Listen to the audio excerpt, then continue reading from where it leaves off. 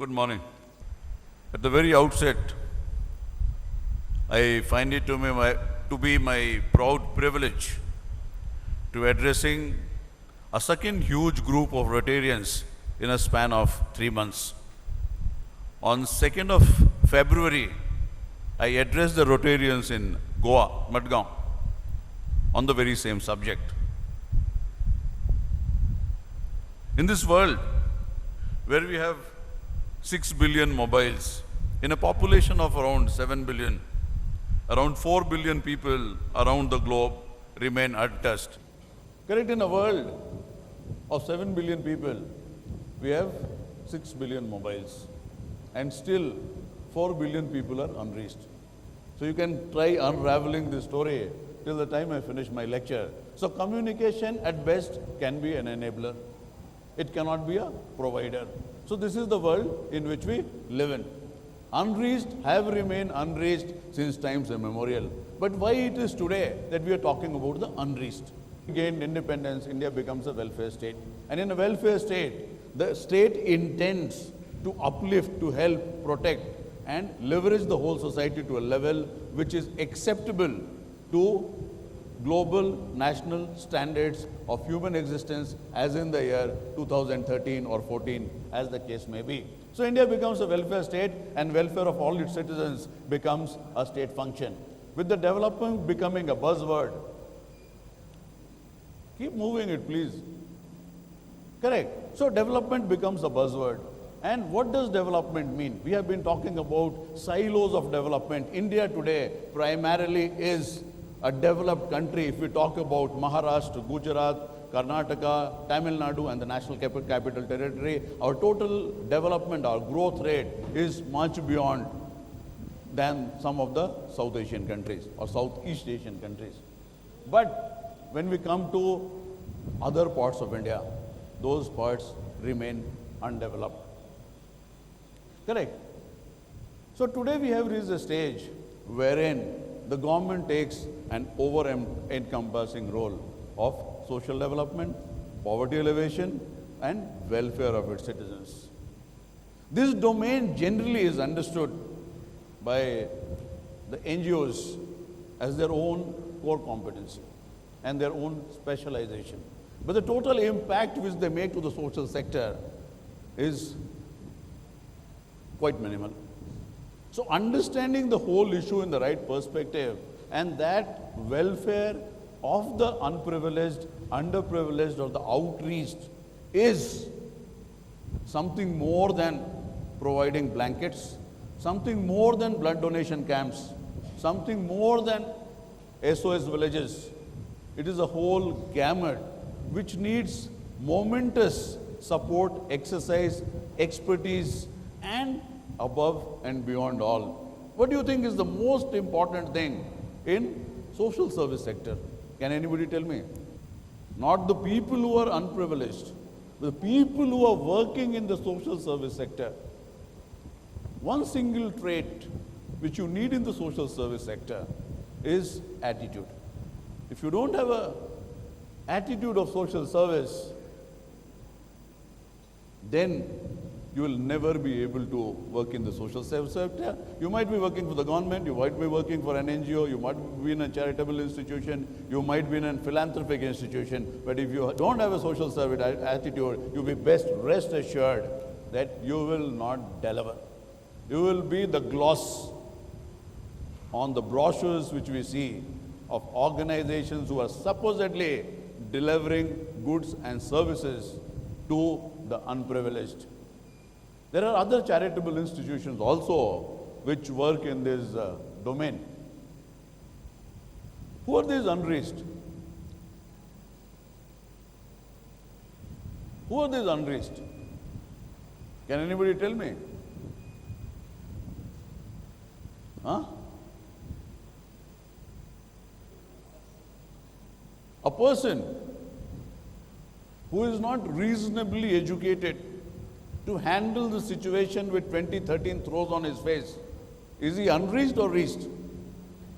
A situation wherein most parts of Karnataka gives you SSLC results with 36% or 32%, Are they reached, unreached, even if they have passed the SSLC?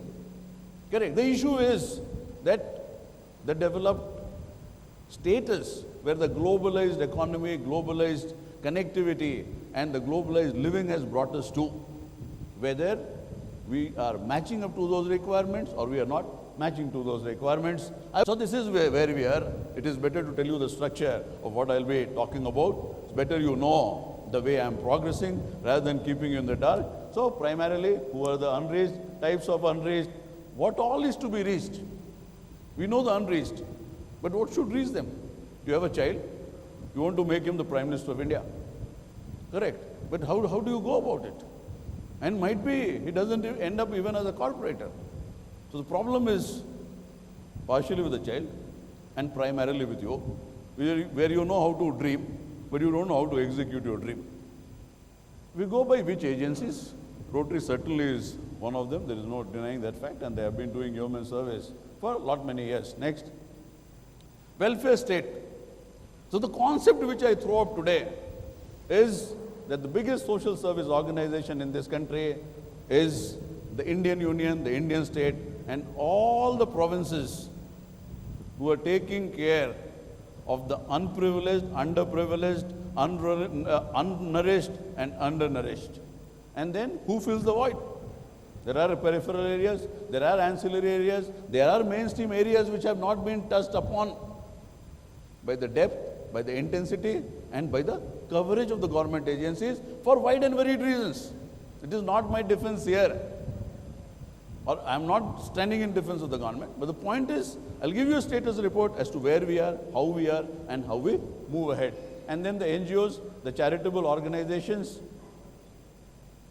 the United Nations, then we come to corporate social responsibility. I think all of you are aware of corporate social responsibility, and corporate social responsibility to date have been on the verges, on the periphery of philanthropy. That is nearly all. It has not become a very aggregated, a very congregated sort of an exercise where there is a policy, where the whole funding mechanism of the corporates, say around even 10% of their profits, which is mandated by law, is put in together for an exercise which finally makes a transformational impact on society. And beyond CSR, there is a whole world today. There is an economist called C.K. Prahalad. He is one of the great economists, one of the great Indian economists, internationally known and internationally loved and respected, who has come with the concept of bottom of the pyramid. Bottom of the pyramid, we have 4 billion people across the globe who earn less than $2,000 every year. But in India, $2,000 might be a luxury, and we can't call them at the bottom of the pyramid. So we'll go by our poverty lines, and our poverty lines have been drawn a bit too low. And I think there's been a huge controversy a couple of months back, where I think the Planning Commission said that we can live in 36 rupees a day or so. And that controversy, unsavory controversy, fortunately has died down.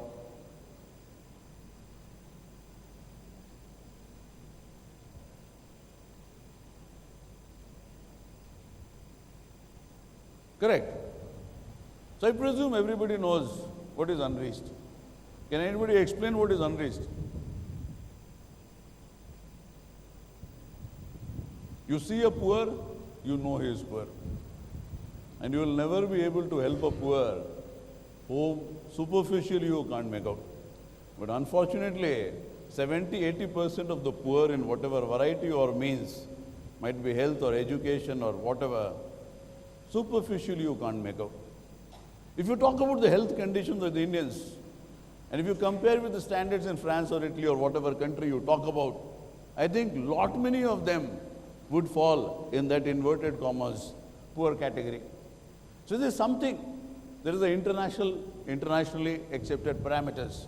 We said we have developed so much in last 10 years, 20 years. If you go to the human development indices, we remain nearly where we were.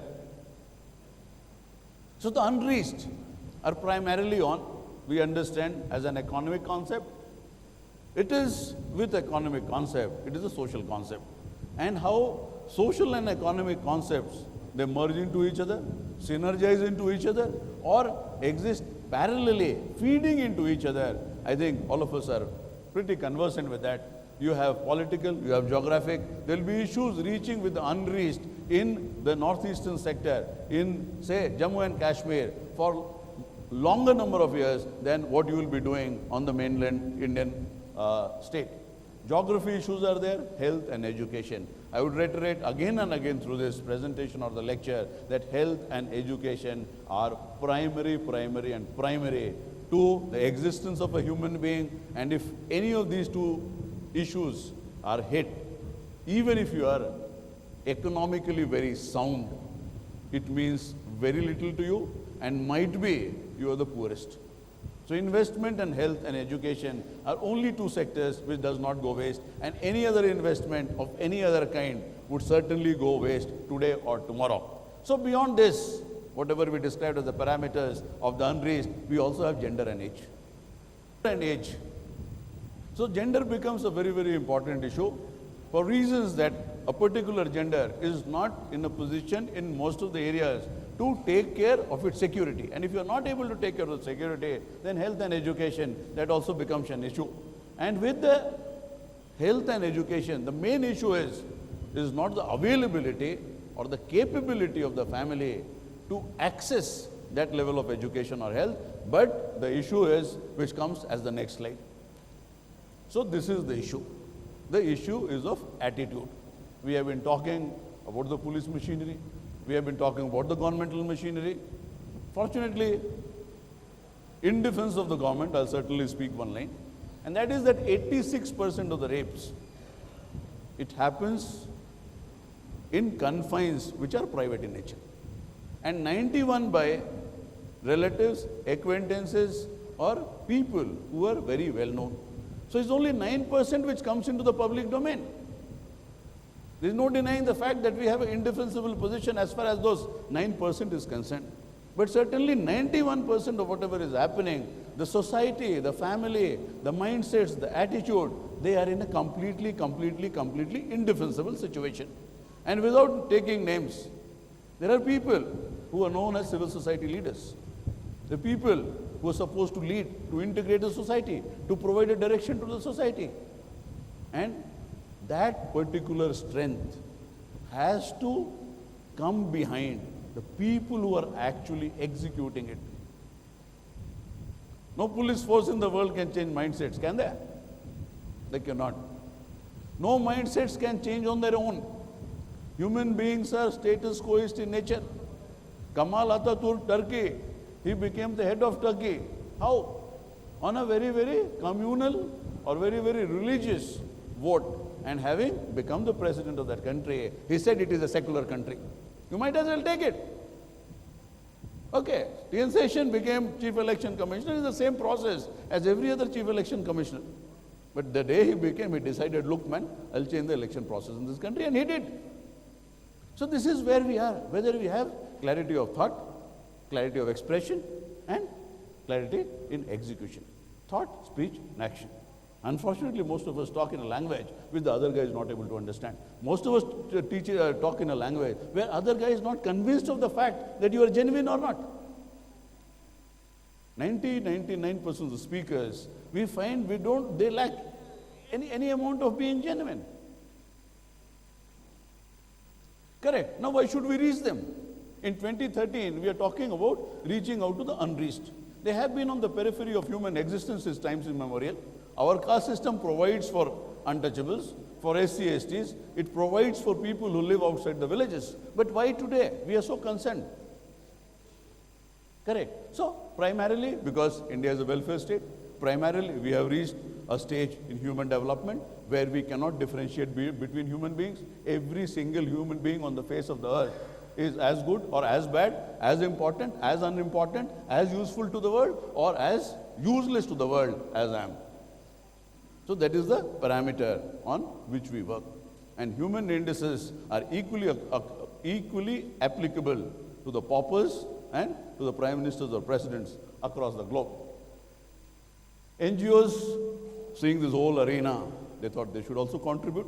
It's very nice. So NGOs are created to serve common good, to serve social good, to create an institution which is less structured, more informal, more of heart, I presume more of mind as well, and moving in a direction in which they feel comfortable and don't need at least a very, very clear-cut assistance of the governmental agencies.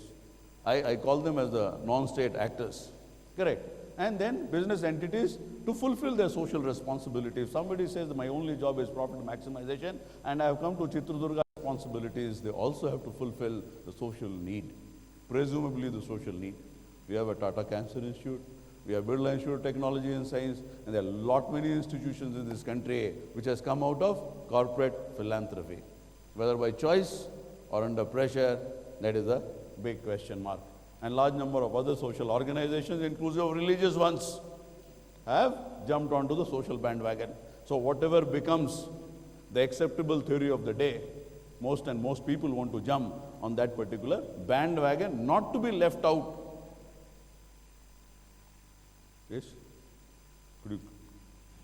Correct. Not to be left out of the mainstream process, which the world, the society, the economy, the polity of the day provides. So we come to the concept of a welfare state, which is for protection and promotion of the economic and social well-being, and most importantly is equality of opportunity. I presume it's the Article 14 of the Indian Constitution, which says that for a better opportunity, you are entitled to take any way in this country which is legally available. Minimal provisions. We're talking of minimal provisions. Now the issue of minimal provision is also a great question mark. What is minimal for you might not be minimal for me. But there are people, there are experts, there are people who have been in this state for years and years together, and there has been a resource base which has been built over, say, 10, 20, 30 decades. And that resource base will provide you, these are the minimum parameters.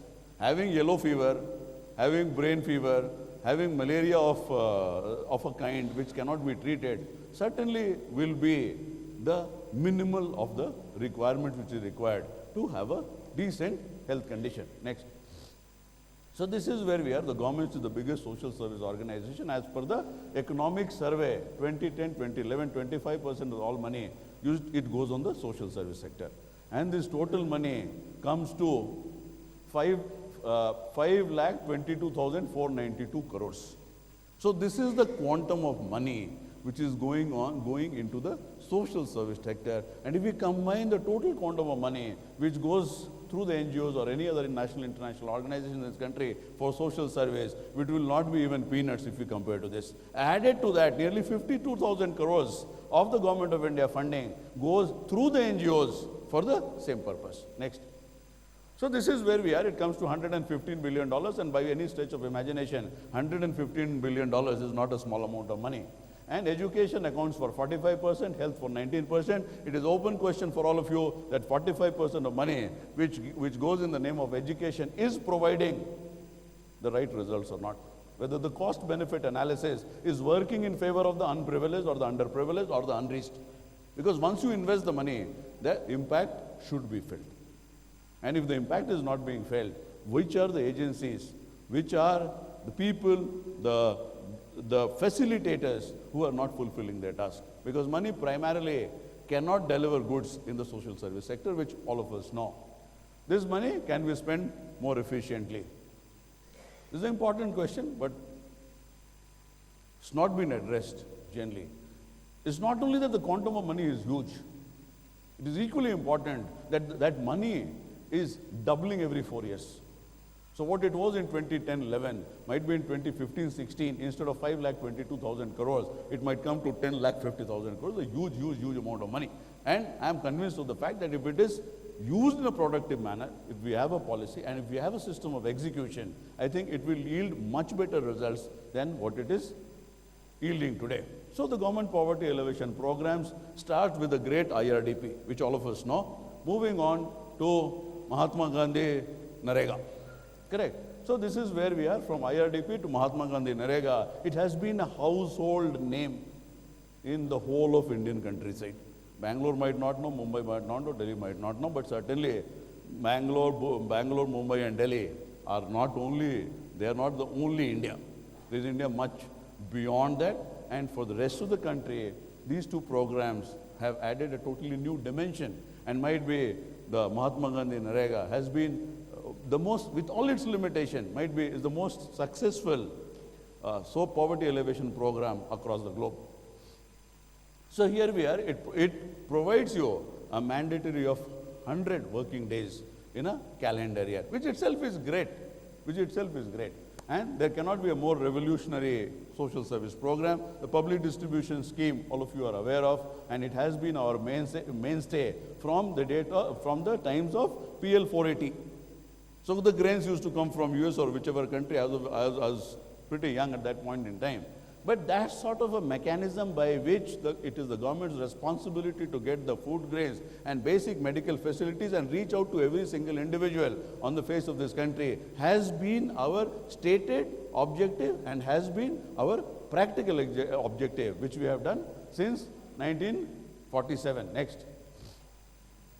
We not stopped at providing either physically food grains or medical facilities or education. Beyond that. What is beyond that?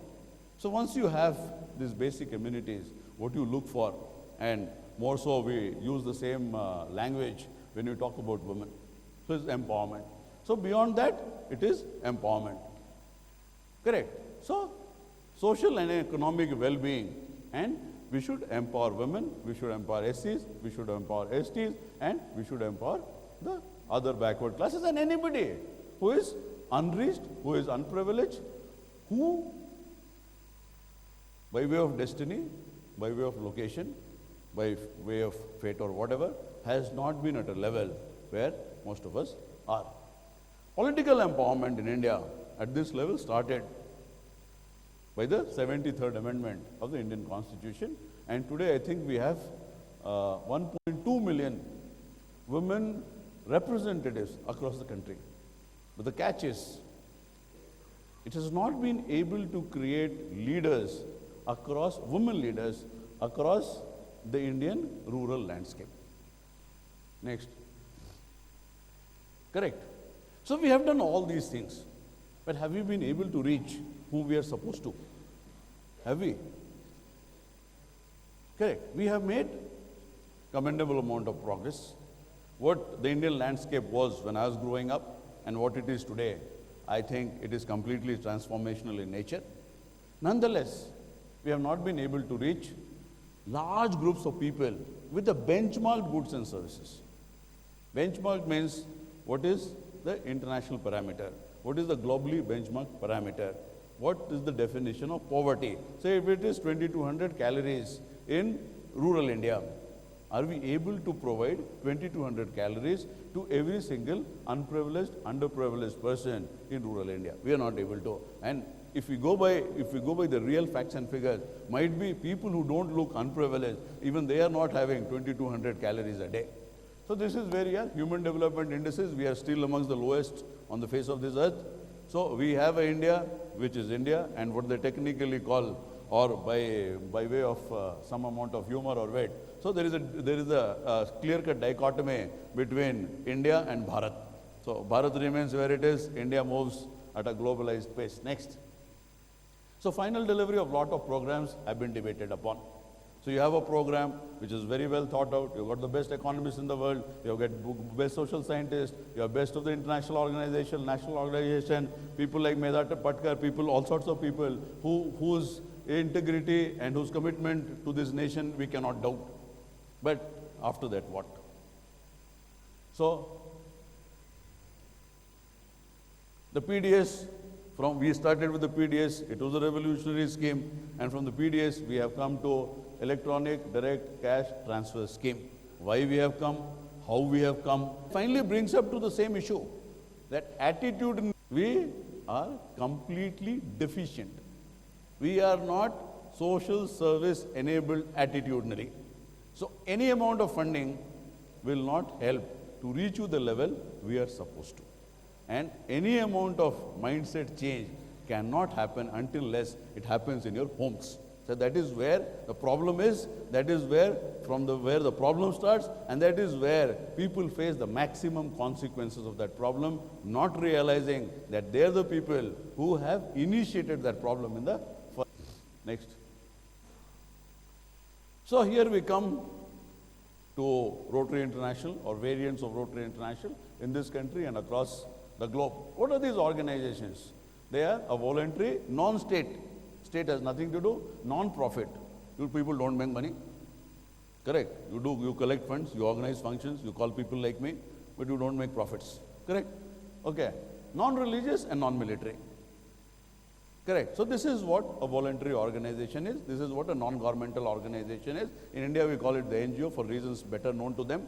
And for me, I call it a voluntary organization, which is a very clear-cut objective of doing social service to the people who need, who deserve, and people who generally have not been touched upon by the governmental agencies for the reasons best known to the governmental agencies. I'm talking more as a citizen of this country, more as a layman, more as a person who has contributed his small mite to whatever social service sector has come in my interface, in my career, even in my academic career, and I'll keep doing it till the time I'm physically and mentally competent to do that. So in 1945, we had United Nations coming into existence, and it was 1945 where this NGO acronym which came into existence. Next. Correct. Their activities include human rights, environment, developmental work, and India generally has dubious distinction in lot many fields. It does. And in NGOs also, we have the dubious distinction of having 3.3 million NGOs. We have NGO per 400 persons, but we can't feel social service anywhere around. And things are much worse in other countries also. I worked in Africa, and in Africa there are places where you have minimum of 50 to 60 international NGOs with a funding of unimaginable kind. One fellow comes to me, sir, you give me this, demining license. So you can go in areas which are actually mined, but I confirm that it is a demined area. Why? Sir, I have $30 million, sir, it will go waste. So for his $30 million, I put the life of a whole group of people in jeopardy. So this is also social service of its kind. And it is for you to decide that whether it's social service or it is anti-social service. So this is one part of the story. What has happened over the years, and I'm telling you out of my personal experience, that NGOs have become so structured that they are more structured than the government. Government might become flexible because of lobbying. Government might become flexible because of the media, but that NGO will never become flexible. I have gone and begged to a couple of NGOs for a couple of things which we are doing in Sudan, which was not being funded by the United Nations, and they said it is not mandated for us, we will not do. And we were ready to pay $25,000 for small activities. So if this is the mindset, then this is not a social service mindset. And there are NGOs in this country which provide better career opportunities than what IAS and IPS will provide, than what Tatas and best of the multinationals will provide, and better than what United Nations will provide. And I've had a nice company of these people, and we have a reasonably good life and good interaction with them, and I've been working for the international peacekeeping organizations. In America, we have just 40,000 NGOs, and in Russia, 277,000 next. So this is where we are, health, education, children, and other things. And mind you, one figure which would like you to remember, and I'll reiterate, I keep reiterating again and again, that we started with only 40 NGOs in 1945 and 3,536 UN accredited NGOs across the globe. So in UN, in all its wisdom, and UN has a huge capability to monitor, supervise, document every single activity of every single NGO, and based on that, there are only 3,500 NGOs in the world, and I, for one, having worked in United Nations thrice, I feel there are only 3,500 NGOs. Correct. Next. So this is where we are. You have non-profit organizations, you have charitable organizations, and I presume that NGOs emanated out of these charitable organizations. So the whole concept of social service started out of charitable organization, whether it is by kings or monarchs, or it is by business organization, or even by religious institutions, wherein our temple economy down south in this country provided for every single activity which went on in the village. Next. And we also have organizations which are purely philanthropic in nature. There are a lot many things which Birla does and so many other companies do. So UNO, we cannot call it as a social service organization. It is multifarious in nature, in its politics, economy, society, and every single activity inclusive of atomic energy, chemical warfare. So it is spread across and beyond our human imagination. Nonetheless, in all troubled areas of the world, it is UN which moves in first. And it moves in with a might, with an expertise, which literally transforms that area in precisely 60 days. A place which has no communication becomes the best communicated place in precisely 60 days. When I joined somewhere in Sudan, we could not get a single landline. Within 60 days' time, our local exchange was New York. 8,000 kilometers away, my local exchange is New York. So this is the capability which United Nations has. This is the capability which a social service organization should have. And this is the level of communication which a social service organization have, if they have the sufficient amount of funding. So these are the organizations which are working for United Nations, a lot many other organizations, just illustrative in nature, and it is not a completely exhaustive list as we call it. Next. So we come to corporate social responsibility. Corporate social responsibility, it started as something which was more of a fancy. Which was more of a fancy, more of a hobby, and over a period of time, it became a mandated job. So 60s and 70s, this is where we started. Then we got into active compliance. It became legal in nature. And today the corporate social responsibility, to the best of my understanding, is 10% of the corporate profits of any individual company, which has to be submitted to the government. And all their activities are somehow supervised by general administration of this nation. And wherein comes the concept of a stakeholder. Whether only the customer is a stakeholder or the whole society is a stakeholder. And whole society, in which manner it is a stakeholder. Whether the environment, ecology also are a part of the business enterprise, or a business enterprise is created, is existing, and will run only for profit maximization. I'll just throw up the name of Union Carbide. You can keep thinking. Next. Positive impact on the environment, consumers, employees, communities, stakeholders. I've just been lecturing 2 days back at the Jindal Steelworks regarding leading through conflict, and wherein I've been talking about there's a leadership in the business environment of the business entities which cannot be successful without taking environment and ecology into consideration. A more common approach to CSR is corporate philanthropy. What is corporate philanthropy? You give this amount of funding for this job, you start a scholarship, or you start a hospital. So things of that nature, wherein it is not continuous upliftment of society through funding, through expertise, through skill sets, through human resources, and through a very detailed plan which will uplift the society in 10 years down the line to levels and parameters which has been decided upon. Next. This is the virtue matrix. One side we have the corporate, and the other side is basically the civil foundation, the whole combination which works, and the cross flows between all the types of requirements which the society has on all the type of requirements which the business organization has. Next. So beyond CSR, CSR is something where I say I'm contributing to the society, and we make great claims that, okay, I'm also a Mother Teresa, when necessarily they are not.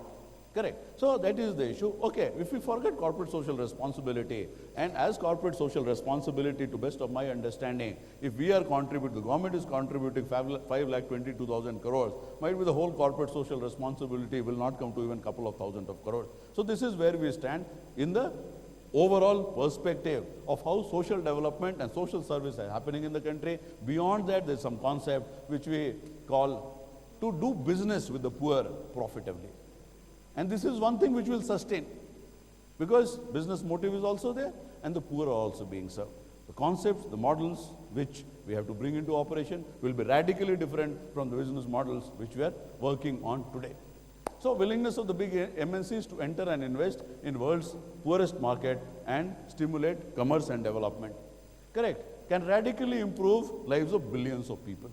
The lives we can touch upon, the lives NGOs can touch upon, the lives so many other people can touch upon it is very, very limited in nature. And the quality is extremely limited.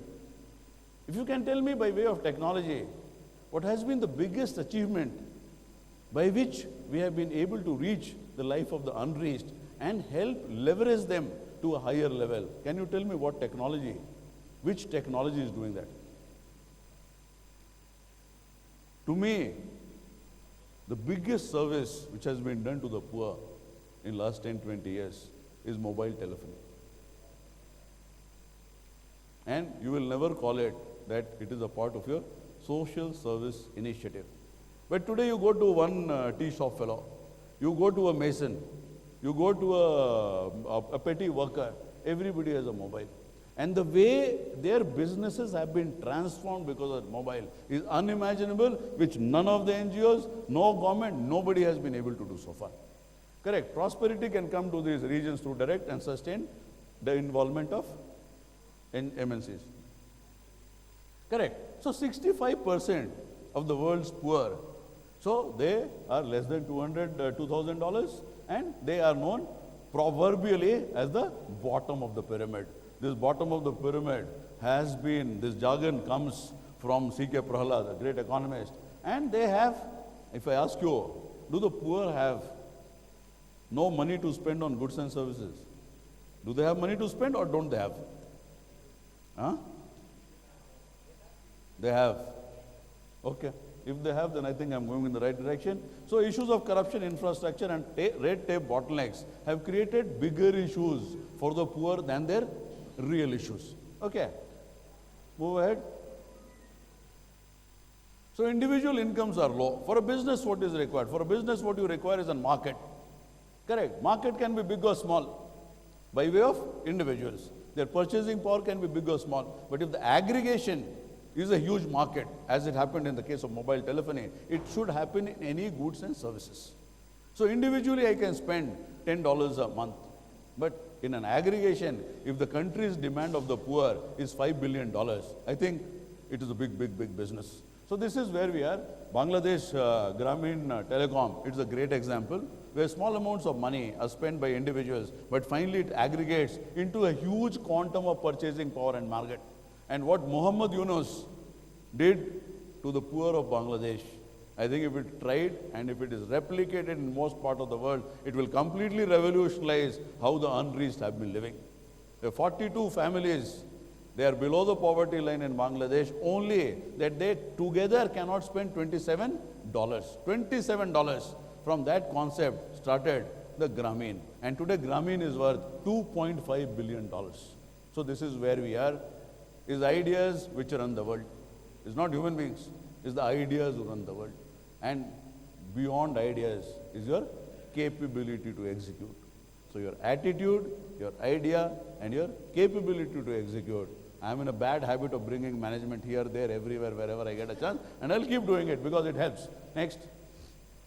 The poor often buy luxury items. You have been saying no, poor have purchased, and I also agree. It is shown by survey, it's shown by research, and this is where we are. 85% households in Dharavi in Bombay, which happens to be the biggest slum in the country, have TVs, 75 pressure cookers, 56 gas stoves, and bottom of the pyramid, they pay higher than you and me.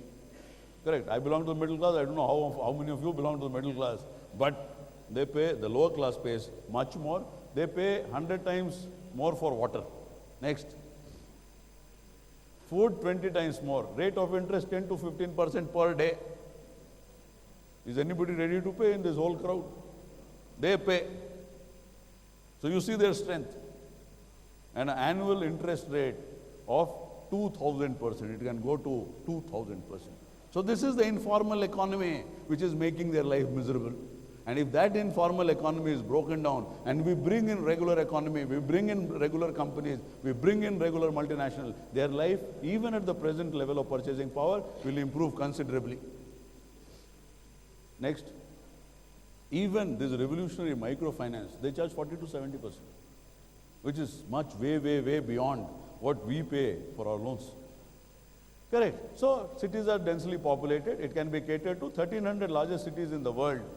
They account for 1.5 to 2 billion of the world's poor. So if there is a concentrated attack by the government, by the NGOs, by all other organizations, we are working with the same objective. I think it will lead to their upliftment in an easier, comprehensive, faster, and more impactful and qualitative manner. I don't think there is anybody has a disagreement on the fact that all agencies working in the same sector should work with the same intention and under the same plan. If you can contribute 5% to a sector, so my plan will give you 5%. But until unless there is a comprehensive integrated plan for the sector which you are supposed to handle, how does it happen? There is a beneficiary who gets some money from the government scheme. He gets also from Rotary. He also gets from SOS. He gets from somewhere else. And there are a lot many people who are not getting from anywhere. Your records say that you have done commendable social service. Other NGOs, they say they have done commendable social service. Government also claims that we have done commendable social service. UN also claims we have done commendable social service. What does it mean? It doesn't make sense to me. If the target group remains where it is, or it has only risen up marginally, and all of you have done commendable work, and commendable amount of money is spent or eaten up as the case may be, or spent on functions and glossy papers. So there is something which is known as politics of poverty. Correct? Next. Rio de Janeiro, 1.2 billion is the purchasing power of the poor. Is not a small amount of money. And Dharavi also is not way behind. And 450 million is generated in manufacturing revenues and 1 million per acre. I don't think Chitradurga can boast of 1 million per acre. So we can well understand what is poor, what is rich. It is all comparative in nature, it is relative in nature. And it is a thought process by which you can keep moving ahead in life. And if you get into this comparison business,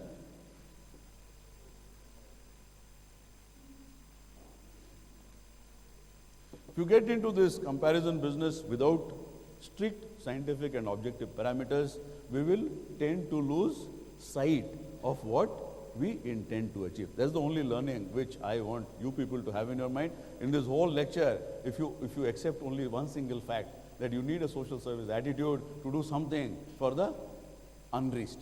If you are ready to accept the fact that technology can somehow morph the problems and take you to a different level, if you are ready to accept the fact that standard benchmark parameters are the only parameters you accept, and if you are ready to accept the fact that you have been wasting lot of money on paraphernalia, on ancillary things, if that money is put in the right direction, it will yield to better results. And if you are ready to accept the fact that anything in this world today can happen only with the help of experts, please take their support and you can do tremendous amount of work which you have not been able to manage so far. And if you are ready to accept the fact that until unless there is top class documentation for any of your project, and this itself is a project in itself, you will not be able to achieve anything at all.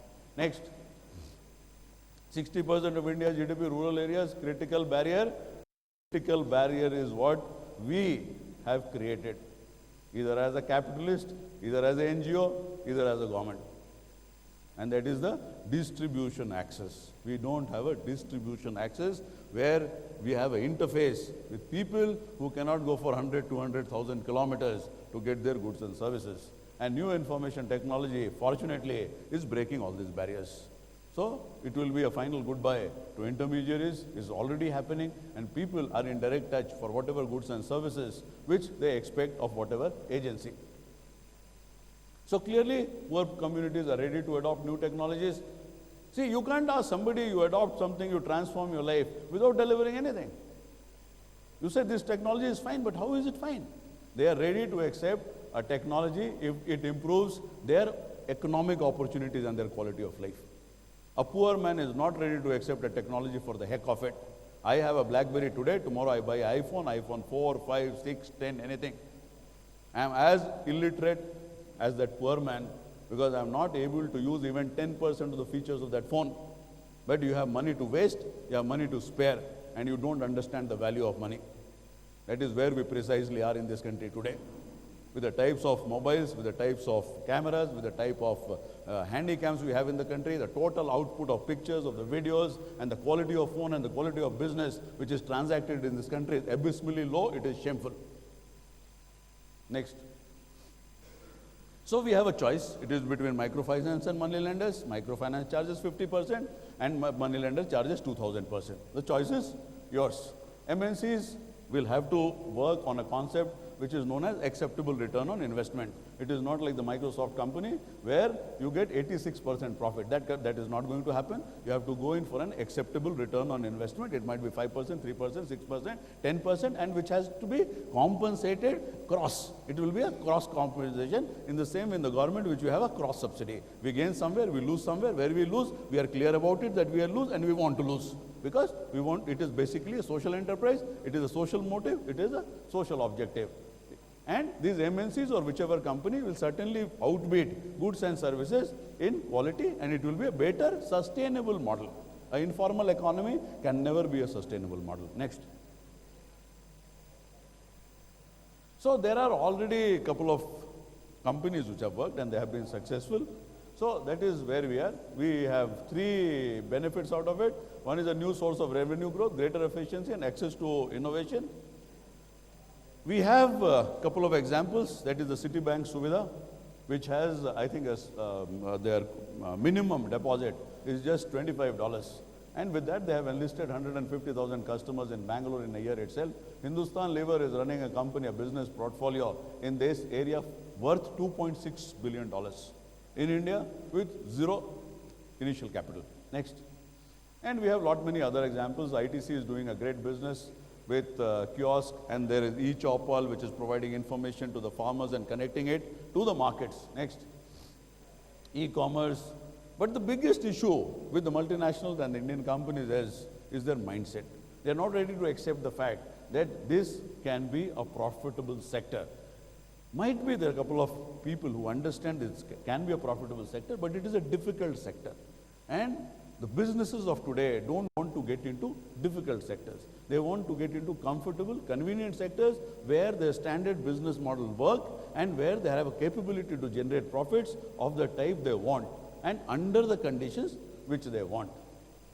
So education of MNCs mindsets, HP's e-inclusion concentrates on rural markets. So this is broadly where we are with regards to rural India or underprivileged India on unreached India. Next. They also say that if you have consortiums which can do multiple work in rural areas, a communication company, a marketing company, a civil construction company, if it is done by a single consortium, so you cut down on the costs and you're capable to provide better goods and services. Next. So this is where we are. What we have covered so far is who the unreached are, why we are reaching out to the unreached, in which manner we should reach them, which are the agencies which are reaching them, then which are those agencies? We have the government, we have United Nations, we have corporate bodies, we have NGOs, we have charitable organizations and the like. And finally, we come to the corporate social responsibility and how business can be done with the poor. So finally, our objective is to reach the unreached, provide them goods and services which they are desirous of, provide them goods and services which is a part of giving them a decent, dignified human life, which is with the basic economic and social parameters in which the world has complete faith today, and which is basic to human existence. The tall claims of all organizations of every type, its leaders and nations of bringing in a world order based on equity is still miles and miles away from reality. We are still way off. Milestones have been achieved undeniably, but what is disturbing is the nature and cost of the progress towards the goal. The cost-benefit analysis gives a very bleak future as well. You talk about Rotary, you talk about Lions, you talk about public distribution system. If you do a cost-benefit analysis, it will never be on a business model. Let me tell you for sure, it will never be on a business model. Per student cost at the PUC level in the year 2006, if I'm not mistaken, was 11,200 rupees, which was not a small amount of money at that point in time. And I think that was nearly same as the fees of Mount Carmel College in Bangalore. So that was the amount of money which was being spent by the government for a single PUC student, what the output Mount Carmel College gave and what we gave. For it is for you to decide, and it is in the public domain, it is a common knowledge. In the very same manner, the amount of money which is being put, presumably, I am giving just as a hypothetical situation, I might be wrong, which Mother Teresa's organization uses and which Sarkar uses or some other NGO uses, there will be huge gap in that. So cost benefit analysis is not working in favor of the poor. If it works in the favor of the poor, you will get better goods and services, and also the spread will increase much more. So, the final thought is, it's never too late for all the stakeholders, governments, NGOs, charitable organizations, international organizations to rewrite and execute their strategies to bring transformational change for the positive in the lives of the unreached. Thank you.